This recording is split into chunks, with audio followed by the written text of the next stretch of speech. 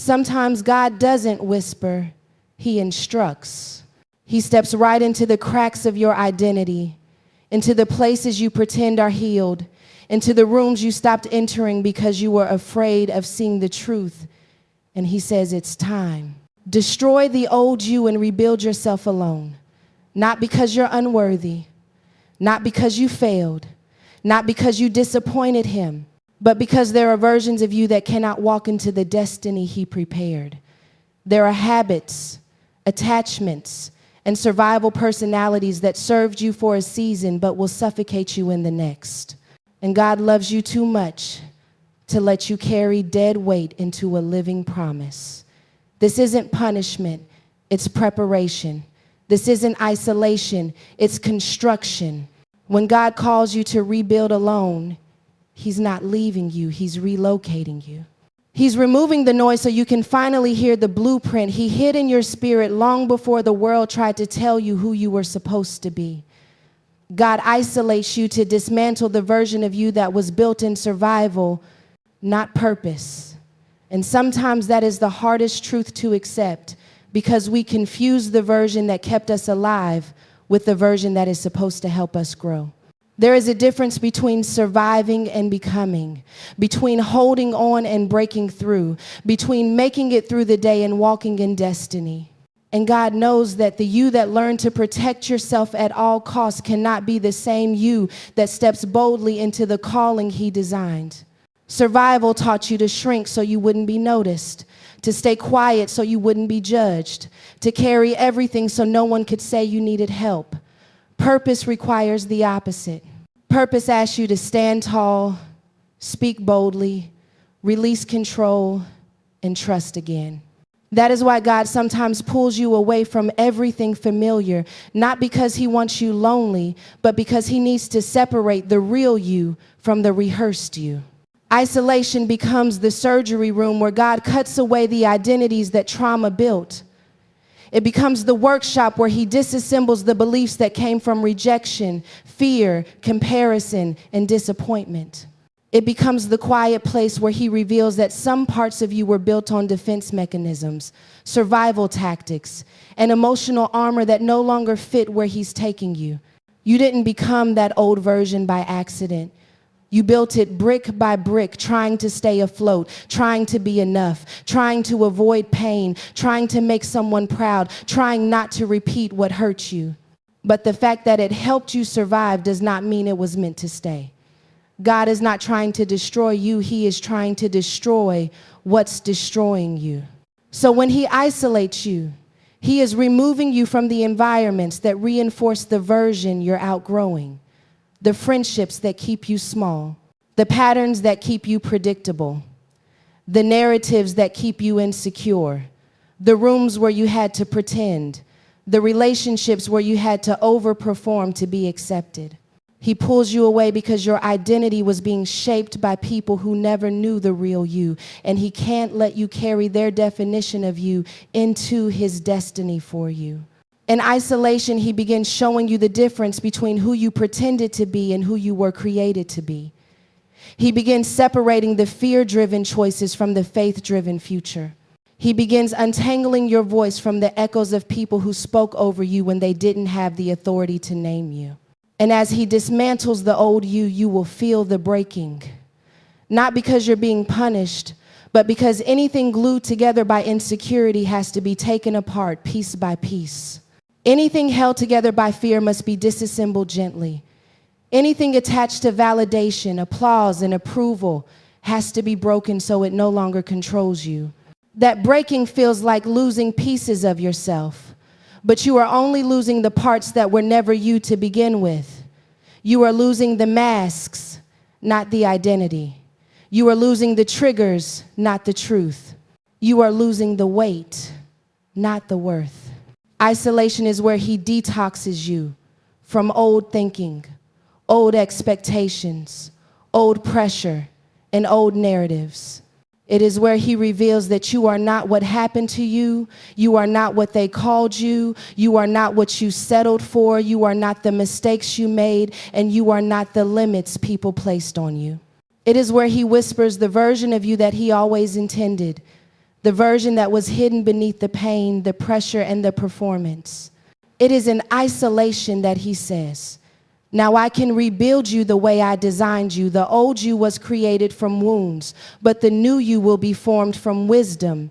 And that difference changes everything, because wounds make you reactive while wisdom makes you discerning. Wounds teach you to build walls, but wisdom teaches you to build boundaries. Wounds make you afraid of people, but wisdom helps you choose the right people. Wounds force you to move from pain, but wisdom teaches you to move from purpose. And God is calling you into a season where you stop letting wounded moments shape your identity and start letting divine insight guide your becoming. The old you was a product of what happened to you, what they said about you, who walked away from you, who mistreated you, who underestimated you, who counted you out. But the new you is shaped by what God knows about you, what he placed in you, what he promised to you, and what he has prepared for you. You are stepping out of the version of yourself that life created and stepping into the version heaven authored. Wounds had you building your personality around pain. You learned to hide your heart because someone mishandled it. You learned to silence your voice because someone shamed it. You learned to keep your dreams small because someone told you they were unrealistic. You learned to stand in the back because someone convinced you that you weren't worthy of the front. You learned to overgive because you didn't think you were enough on your own. You learned to settle because you thought you couldn't do better. But wisdom doesn't flow from the opinions of people who didn't see your value. Wisdom flows from the God who created you with intention, detail, and destiny. Wisdom begins where wounds end. God is calling you to let the wound version of you die, because it was never the final draft of who you are. It was just the survival version, the temporary version, the emergency response version. You weren't meant to remain a version of yourself shaped by hurt. You were meant to evolve into someone shaped by revelation. That's why this season feels heavy. That's why the emotions are shifting. That's why the things you used to tolerate now feel unbearable. That's why the places you used to fit now feel too small. Wisdom is stretching you beyond your old limitations. God is pulling you out of the chapters where your wounds wrote the story and placing the pen of your life back in his hands. Wounds make you defensive, but wisdom makes you peaceful. Wounds make you impulsive, but wisdom makes you intentional. Wounds make you fear abandonment, but wisdom makes you understand alignment. Wounds keep you in cycles, but wisdom breaks them.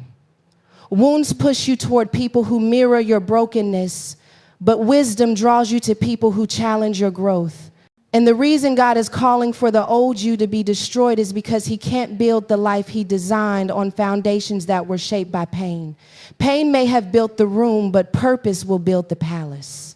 This rebuilding won't feel familiar because wisdom doesn't speak the language of the past. Wisdom comes with clarity you never had, boldness you didn't know was in you, and a peace that doesn't match what you went through. Wisdom will make you walk away from things you once begged for.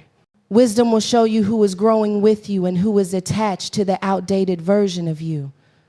Wisdom will expose the habits that fed your wounds and reveal the behaviors that grow your wholeness. Wisdom will take the sting of what hurt you and turn it into strategy. Wisdom will take your tears and turn them into teaching. Wisdom will take your heartbreak and turn it into healing for others. Wisdom doesn't erase your wounds, it redeems them. The new you is not born from the places people broke you. The new you is born from the places God builds you. He is shaping you from insight, from understanding, from clarity, from healing, from maturity, from truth, from revelation, from divine instruction. This is not the rebuilding of a broken identity. This is the construction of your true identity. The old you came from pain you never asked for. The new you will come from wisdom you fought to learn.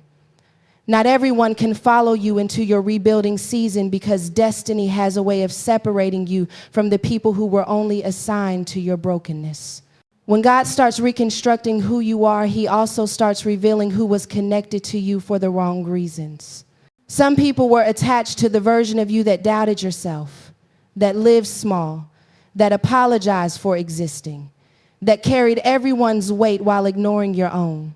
They were comfortable with the you who didn't ask for much, the you who kept quiet, the you who settled, the you who accepted crumbs, the you who didn't know your value. But when God begins to awaken the real you, the healed you, the bold you, the called you, the rising you, those same people start to feel uncomfortable because they cannot benefit from the version of you that God is producing. Your growth confronts their complacency. Your healing exposes their intentions. Your boundaries reveal their motives. Your voice interrupts their control. And suddenly the people who once celebrated you start questioning you. The people who once supported you start distancing themselves. The people who once said they'd never leave start becoming shadows in moments when you needed a presence. Don't take it personally. Elevation always demands separation. There are people who were meant to hold your hand in the valley but were never anointed to stand beside you on the mountain. There are people who could sit with you in brokenness but cannot handle you in breakthrough. God is not subtracting people to hurt you. He is subtracting people to protect you. Some connections would contaminate what he's doing in you. Some relationships would sabotage the strength he's building in you. Some voices would drown out his instructions. So he starts creating distance. He starts exposing conversations. He starts revealing mismatched intentions. He begins to remove the emotional props you used to lean on so you can learn to stand on him alone. You can't rebuild yourself on foundations that were never stable. You can't carry people into your next season who only knew how to survive with you, not grow with you. There will be moments when you feel the loneliness, when you feel the silence, when you feel this space where people once sat. But loneliness doesn't mean abandonment. It means alignment. Silence doesn't mean isolation. It means instruction. Space doesn't mean rejection. It means preparation. God is clearing the room so you can hear him clearly. He is removing distractions so you can see yourself rightly. He is shifting relationships so you can step into your assignment without apology. He is protecting the construction site of your becoming because not everyone is meant to witness the rebuilding process. Some people would have tried to talk you out of healing. Others would have tried to keep you small. Some would have held your past over your head when you tried to rise. God knows who can handle your transformation and who cannot. When God elevates you, he exposes the people who were never truly for you. When God heals you, he reveals the people who only understood the broken version of you. When God strengthens you, he uncovers the people who preferred the dependent you. And when God calls you higher, he separates you from the ones who cannot breathe in high places. It hurts, but it's holy. It's painful, but it's necessary. It's confusing, but it's divine. Some connections were seasonal, not eternal. Some friendships were emotional bandages, not spiritual assignments. Some relationships were comfort zones, not covenant partnerships. There is a version of you waiting on the other side of separation that cannot emerge until you release who and what has expired. You are not walking away from people because you're better. You're walking away because you're becoming. You are not losing relationships. You are losing limitations. You are not being abandoned. You are being redirected. You are not being left behind. You are being lifted. Not everyone can follow you because not everyone is anointed for the altitude God is taking you to. This season isn't about who left, it's about who you're becoming. This season isn't about losing people, it's about finding purpose. This season isn't about the empty spaces. It's about this sacred place where God is building the next version of you. God removes voices so you can finally hear his instructions. Because sometimes the greatest battle in your life is not the chaos around you, but the noise within you. You have been shaped by so many opinions, expectations, and assumptions that your own spirit has been drowned out beneath the weight of other people's voices. Voices that told you who you were supposed to be. Voices that told you what you could not become. Voices that told you what was too much, what was not enough, what was unrealistic, what was out of reach. Voices that talked you into settling, talked you out of healing, talked you into shrinking, talked you out of dreaming. And God loves you too much to let those voices sit on the throne of your identity any longer. So he begins to silence the noise. Conversations stop. People become distant. Advice that used to feel comforting starts to feel confusing. The opinions you once depended on no longer carry weight. The validation you used to chase suddenly loses its power. You feel yourself being pulled away from the voices you leaned on because God knows they've been interpreting your life in a frequency that was never meant to guide your destiny. Their language was too small for your calling. Their view was too limited for your elevation. Their perspective was too wounded to shape your healing. And if you kept listening to them, you'd miss what he's whispering to you. When God removes voices, it feels like losing support, but it's really gaining clarity. It feels like you're becoming disconnected, but you're actually becoming tuned in. It feels like silence, but it's really instruction.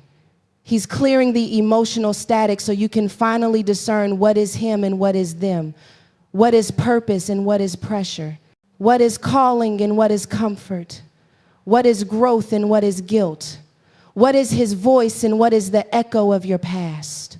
You cannot follow divine instructions when you're surrounded by voices that benefited from your confusion. Some people didn't intentionally hurt you, but they couldn't guide you because they never healed themselves. Their advice came from their fears, not their faith. Their warnings came from their wounds, not wisdom. Their limitations came from their own insecurities, not God's plan for you. And because you love them, you let their uncertainty shape your identity. You listened until you couldn't hear yourself. You followed until you lost direction. You adapted until you lost authenticity. But when God wants to elevate you, he removes the voices that keep you tied to the ground. In the quiet, you start to hear him more clearly. You begin to sense his nudges, his whispers, his direction. You begin to understand why doors closed, why certain people drifted, why certain conversations ended. He wasn't punishing you, he was positioning you. He was not isolating you, he was instructing you. In the silence, you discover the clarity you prayed for, the clarity that breaks cycles, the clarity that reveals calling, the clarity that separates truth from illusion, the clarity that lets you hear God say, "This is the way, walk in it." And as he speaks, something in you awakens. You realize you had been living according to a soundtrack that didn't belong to you. You had been making decisions based on fear you inherited. You had been shrinking because someone else projected their insecurity onto you. You had been waiting for permission from people who were never assigned to approve your life. But now God is rewiring your spirit to recognize his voice above every other. His voice that calms storms. His voice that breaks chains. His voice that resurrects what died. His voice that calls you chosen, called, equipped, and capable.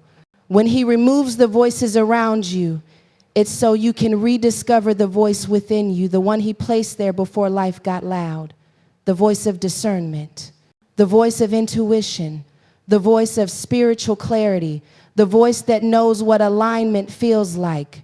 You are not losing people, you are gaining frequency. You are not becoming empty, you are becoming focused. You are not going silent, you are tuning in. God is removing voices so you can finally hear the instruction that will rebuild you, restore you, and redirect you into the fullness of who you were created to be. Your identity must be broken before it can be rebuilt accurately, because the version of you that life constructed is not the version God designed. You were shaped by moments that wounded you, by people who mislabeled you, by seasons that stretched you, by fears that silenced you, and by experiences that taught you survival before they ever taught you purpose. So before God rebuilds you, he breaks the identity that pain built, the identity that insecurity protected, the identity that abandonment crowned, the identity that rejection shaped. Not because he wants to see you crumble, but because he knows you cannot walk into your divine assignment carrying a false version of yourself. What was built in trauma cannot carry the weight of destiny. Identity breaking feels like everything familiar being stripped away. The roles you used to play no longer fit. The places where you used to belong now feel foreign. The habits that once soothed you start to feel heavy. The narratives you repeated in your mind begin to lose their power. The labels you clung to no longer define you. When God breaks identity, he is gently but firmly removing the outer layers that life forced onto you.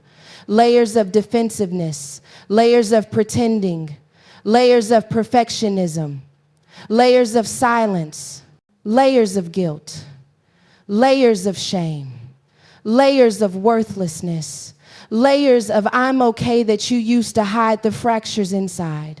And sometimes it feels like he's taken everything from you, but really, he's taken everything that was never truly you. He's breaking the version of you that learned to minimize yourself to make others comfortable. He's breaking the version of you that believed you weren't enough unless you overperformed. He's breaking the version of you that internalized every criticism as truth.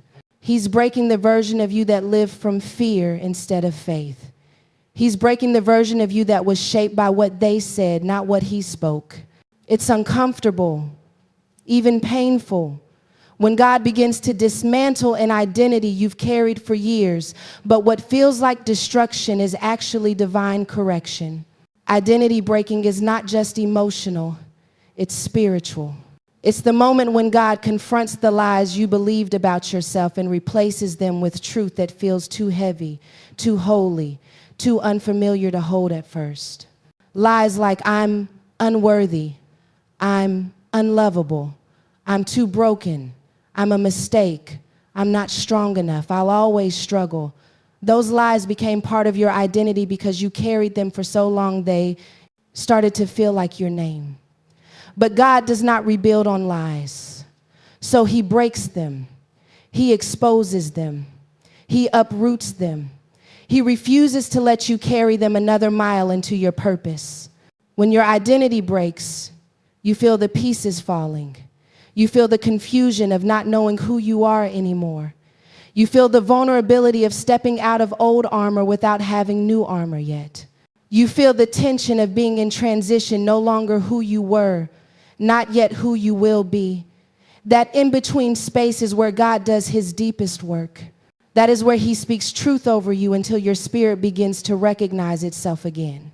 That is where he reshapes your worth, restores your confidence, redefines your value, and reveals your true identity piece by piece. Not the version shaped by fear, the version shaped by faith. Not the version shaped by criticism, the version shaped by calling. Not the version shaped by trauma, the version shaped by truth. The breaking is not to destroy you, it is to free you. Free you from the opinions that imprisoned you. Free you from the past that pursued you. Free you from the expectations that drained you. Free you from the wounds that weighed you down. You cannot rebuild while holding on to what God is trying to remove. You cannot carry the old identity into the new territory. God breaks it because he is too intentional, too loving, too committed to your destiny to let you walk into the future wearing the mask of your past. Your identity must break so the real you can finally breathe, rise, and step into the fullness of who you were created to be. Transformation requires separation, pruning, and surrender. And nobody tells you how much it will cost until you're already in the middle of it. We love the idea of transformation, but the process is something else entirely. Transformation sounds beautiful until God starts pulling you out of rooms you once prayed to be in. It feels powerful until he starts cutting off habits you enjoyed, connections you depended on, identities you hid behind, and comforts you used to soothe your pain. Transformation is not a makeover, it is a spiritual reconstruction. It is God taking you apart and putting you back together according to the blueprint he wrote before life tried to rewrite your identity. Separation is the first step, and it rarely feels holy at the beginning. When God separates you, it feels like losing everything that made you feel safe. You look around and realize the people who used to understand you don't recognize you anymore. The situations you once tolerated now irritate your spirit. The environment that used to feel familiar suddenly feels too small to contain the version of you God is forming. Separation hurts because it disrupts what your flesh was comfortable with, but comfort is the enemy of transformation. God separates you not to deprive you, but to prepare you. He removes you from what you outgrew before you start shrinking yourself to fit back into it. You can't transform in a place that benefits from your brokenness. You can't transform around people who applaud your dysfunction because it makes them feel superior. Separation is not punishment, it is protection. Then comes the pruning. And pruning feels like loss even though it's actually growth. When God prunes you, He cuts away things you thought you needed. He trims desires that distract you. He removes opportunities that would derail you. He pulls away relationships that drain you. He snatches away attachments you build out of fear, not faith. Pruning feels unfair until you realize He's not cutting you down, He's cutting you free. He is removing everything that competes with the calling on your life. He is cutting back the branches that grew from your insecurity, not your identity. He is eliminating the habits that keep you spiritually dehydrated. Pruning looks like reduction, but spiritually, it is multiplication. Every cut is a strategy. Every loss is a lesson. Every removal has purpose. God prunes you because He sees the future fruit you can't yet imagine. And then there is surrender, the hardest part because it requires releasing control. Transformation cannot take place where stubbornness rules. God needs your yes, and not just the easy yes, the uncomfortable yes, the uncertain yes, the inconvenient yes. Surrender is saying, God, I don't understand the route, but I trust the destination. It is letting go of who you thought you were supposed to be so you can become who you were created to be. Surrender is not weakness, it is warfare. It is laying down your plans, your timelines, your expectations, your pride and your fear so God can build something bigger than your imagination and stronger than your experiences. Surrender is when you stop fighting for your limitations and start agreeing with your liberation. Transformation asks you to walk away from what feels familiar so you can step into what feels divine. It asks you to let go of the version of you that was shaped by pressure and step into the version shaped by purpose. It demands honesty, vulnerability, courage, and consistency. It forces you to confront the parts of yourself you used to avoid. It requires you to face the emotions you buried, the patterns you repeated, the lies you believed, and the walls you built. Transformation is God meeting you in the middle of your mess and saying, let me make you new, not polished, not perfect, but whole. You cannot transform while holding on to what's killing you. You cannot rise while clinging to what keeps you low. You cannot evolve while protecting what God is trying to remove. That's why transformation requires separation, pruning, and surrender.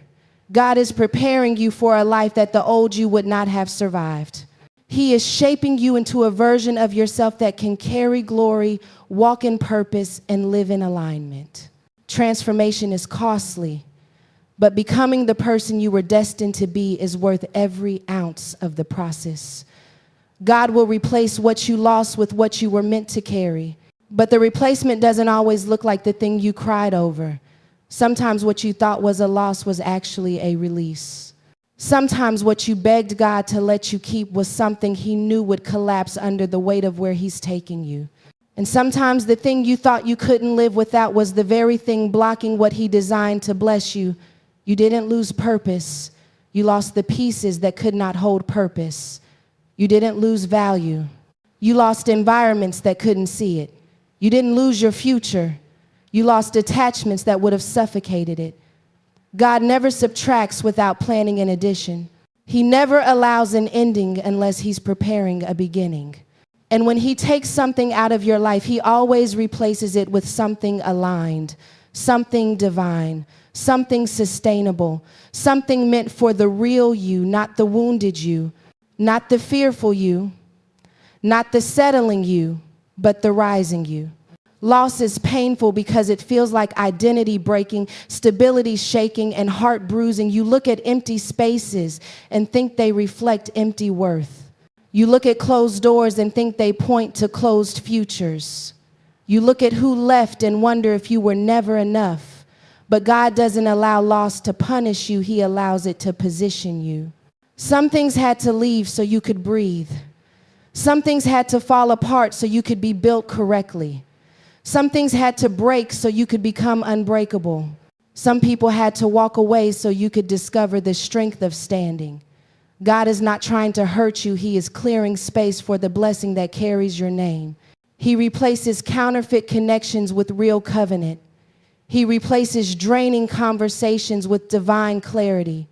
He replaces fear-driven choices with faith-driven steps.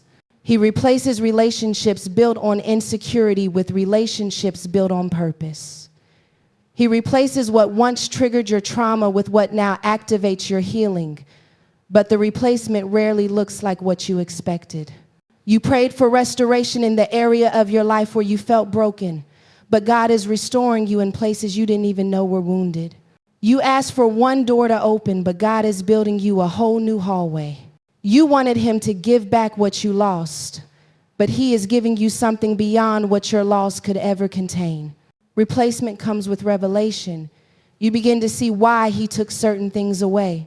You begin to understand why that friendship couldn't stay, why that opportunity dried up, why that relationship couldn't grow, why that season had to end. You begin to see that what you thought was rejection was really redirection. What you thought was abandonment was actually protection. What you thought was loss was actually divine exchange. God is too intentional to let you keep something that would break you later. He is too committed to your becoming to let you stay attached to what was never meant to carry your future. When God replaces, He upgrades. The peace hits differently. The clarity sits differently. The confidence rises differently. The love feels healthier. The strength feels real. The opportunities align better. The relationships grow deeper. The spaces He brings you into honor your growth instead of demanding your silence. The people He places around you see you, not the version molded by your past. God replaces what you lost with what reflects who you truly are, His, chosen, called, purposed, equipped. And sometimes the replacement doesn't come as a person or opportunity. Sometimes the replacement is internal. Sometimes He replaces your fear with courage. Sometimes He replaces your insecurity with identity. Sometimes He replaces confusion with conviction. Sometimes He replaces self-doubt with divine confidence. Sometimes He replaces bitterness with healing. Sometimes He replaces exhaustion with strength. Sometimes He replaces heartbreak with wholeness. The greatest replacements happen inside before they ever show up outside. You are not empty. You are being refilled. You are not abandoned.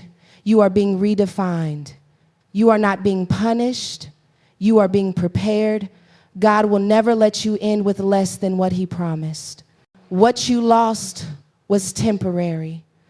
What's coming is eternal. And when He replaces what left your life, you will understand why the old you had to die for the new you to finally live. The rebuilt you will be stronger, clearer, and aligned with divine assignment. But that version of you doesn't appear overnight. It emerges piece by piece, surrender by surrender, breakthrough by breakthrough. The rebuilt you is not the version shaped